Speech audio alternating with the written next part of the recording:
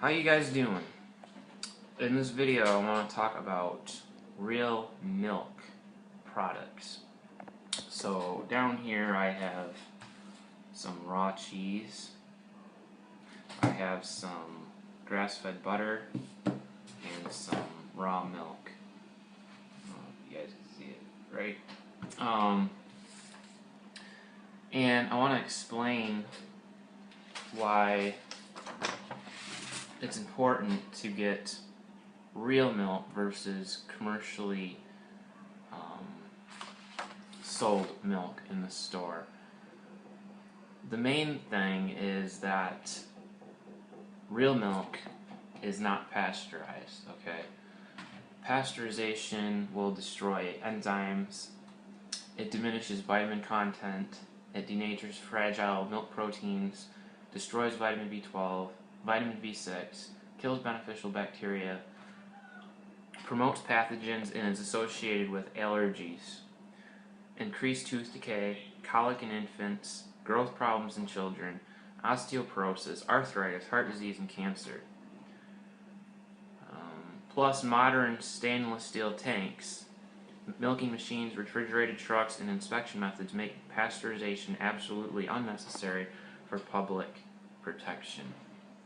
So the bottom line is pasteurization does more harm than it does good. And real milk is what you guys want to get if you want to eat dairy products. Now, I think that for the most part, eating dairy products in small amounts, okay, at first, your body naturally adapts. It gets used to it. A lot of people that can't digest dairy can digest raw dairy simply because the lactase enzyme is still intact, which is responsible for digesting lactose. Whereas in pasteurization, it destroys that enzyme, thus making it harder to digest the lactose, or the milk sugar. So, real milk products are much easier for you to digest. Also, it's important that you consume them moderately. Of course, you're not going to drink a whole half a gallon in one day. Obviously, that would be excessive. So what I do is I'll take a measuring cup and I'll drink 4 ounces, or a little amount. It is beneficial, especially if somebody's been on a vegan or raw vegan diet for a very long time. They've cleansed and cleansed and cleansed and cleansed and cleansed and detoxed and detoxed and detoxed until it comes to the point where you start feeling maybe weak, maybe you've lost some muscle. Raw milk is a great building up food. It's very nourishing, and it will help to make you stronger. It really will. Of course, everybody's different, so if you can't tolerate it, don't touch it. But small amounts here, small amounts there, I think it's actually good. The other thing is that real milk products are not homogenized, and basically homogenization is a process that breaks down butterfat globules so that they do not rise to the top. And it actually has been shown that homogenized milk has been linked to heart disease. So you want to avoid, this homogenization. That's why, like real milk products, the butterfat will go to the top, and it's really delicious actually. Real milk also contains butterfat, which contains vitamin A and D, which are needed for the assimilation of calcium and protein in the water fraction of milk. The butterfat is rich in short and medium chain fatty acids, which protect against disease and stimulate the immune system. Another important point in securing a good source of milk is trying to get it from Jersey cows. A lot of times Jersey cows is much more digestible than Holstein cows. It has to do with, I believe, a protein A1 and A2, which I'm not going to go really in depth in that because I myself am not quite knowledgeable about that, but I've watched the video Mercola has on that, and read a couple articles about that. So that's something to keep in mind. And the other really important thing to stress, I guess, when choosing to buy real milk products is making sure that the cows are fed grass, because that's their natural diet. You want to make sure your cows are fed grass. The reason you want to make sure they're fed grass is because they're going to be richer in omega-3, which is the good fat. It's the same kind of fat that's found in fish, and flax seeds and those kinds of things. So that's really good fat for your hair, for your skin, for your brain. That's why I said these products help to nourish you, helps build you. It's good for your joints, good for your mood, good for your eyes.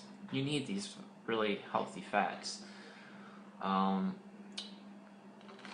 Also,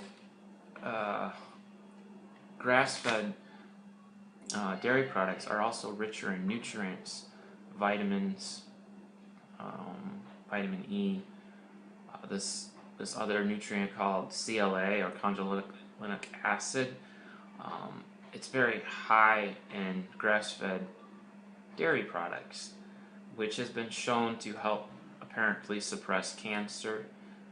It's good to help shed abdominal fat and increases lean muscle mass as well. So there's a lot of benefits actually to consuming these, and of course you have to use moderation, wisdom, and remember that real food is full of vitamins and nutrients and fat and calories. So, if you're eating tons and tons and tons of calories, much more than what's required in a given day. In other words, if you're a glutton, you're going to more than likely get fat. And of course, you don't want to be a glutton, because that's just wrong anyways. So, a lot of people just are gluttons, and they can be a glutton on pretty much anything, and that's not healthy. So, here we have some cheese. This is raw milk cheese, Mountain Jack, and grass-fed butter. And this is actually Kerrygold butter. It's not raw, but it's pasteurized. But it comes from Ireland, and the cows really eat grass, and it's really good. It's very yellow, and this is a good healthy fat. Okay, you want to really avoid all these vegetable oils like soybean oil, canola oil, safflower oil, sunflower oil. They're too high in omega-6, and people eat way too much omega-6 and not enough omega-3. And grass-fed butter has omega-3 fat in it, but it's also a stable fat, and it's also a fat that's been used for thousands of years. And all of this stuff that we hear in the media about how animal fat is bad for you is really incorrect, actually.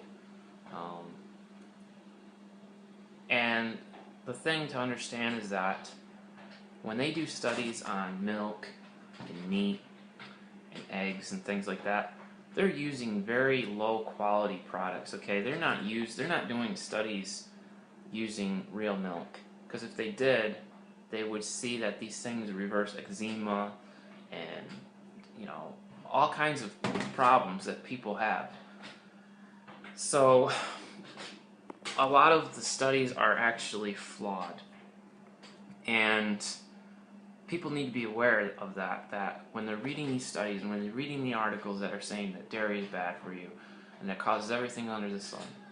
Yeah, it does when you're drinking it from the store, when you're drinking poor quality, unnatural milk or meat or eggs.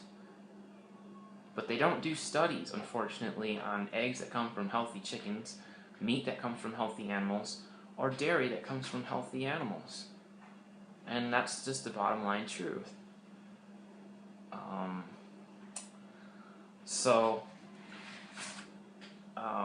What else was I going to say? A good guy you could look up on YouTube that's got a lot of really great videos and information is Jordan Rubin from Garden of Life. This guy's a professing Christian, and at one point in his life he was very, very thin and sick. And it was actually these foods that I've shown you here, the real milk products, you know, the healthy meats, the eggs and stuff, which allowed him to regain his health, which he calls the biblical foods.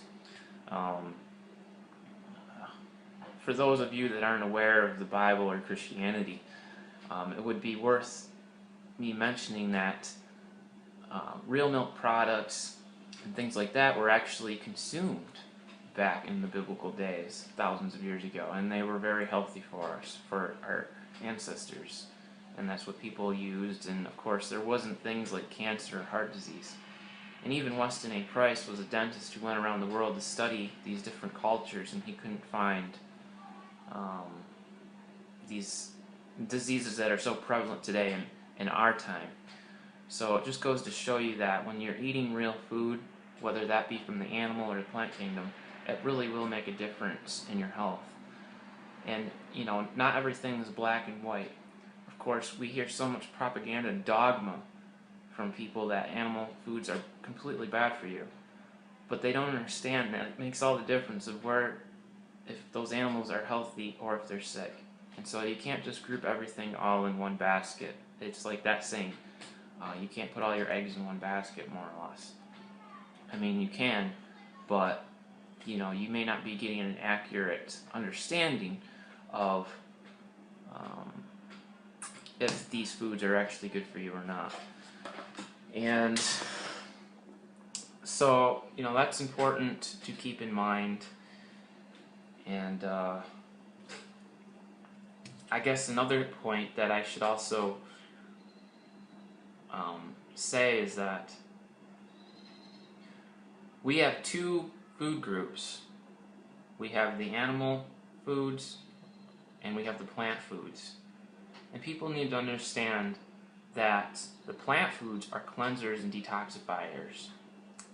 If somebody's really fat and sick and unhealthy and has a disease, it's absolutely imperative, really, for them to go on a vegetarian or vegan diet consisting of whole plant foods. It's very powerful to help cleanse, detox, and heal the body and to get it back to where your body should be. But see, plant foods, they don't build your body up. They cleanse and they detox. The animal foods, from healthy animals, okay? When I'm talking about wild animals or animals from a farm that are treated kindly and given the correct diet, are building and nourishing foods to your bones, to your brain, and they never cause these diseases that we see. What's causing these diseases is all these processed foods, sugar, soda, and unhealthy animal foods from unhealthy animals, from big giant factory farms. So we need both. We need building up foods and we need cleansing foods. So if your skin starts breaking out, if you start feeling like you're getting plugged up, if you start putting on some weight, if you just don't feel like you should, then eat more cleansing and plant foods. But if you start feeling weak, if your nails and your hair stop growing quickly, if you feel like you're losing muscles mass, your energy's going down, you feel grumpy, moody, and eat some animal foods from healthy animals. And I think you guys will find that it's very sustainable and it will get you to where you need to be. And that's how you should actually eat. Not going on one extreme or the other extreme, but understanding what the plant foods do, what the animal foods do, and then using them accordingly to however you need to, wherever you are in your life or whatever you're experiencing. And that's what I've learned. Not to follow any type of dogma. And also to be respectful no matter what anybody eats. And you always be an example so that other people will more than likely follow suit. So with that, if you guys decide to eat real milk products, get real milk products, right? Get them from a farm. Get them from healthy cows that eat grass. So with that, take care.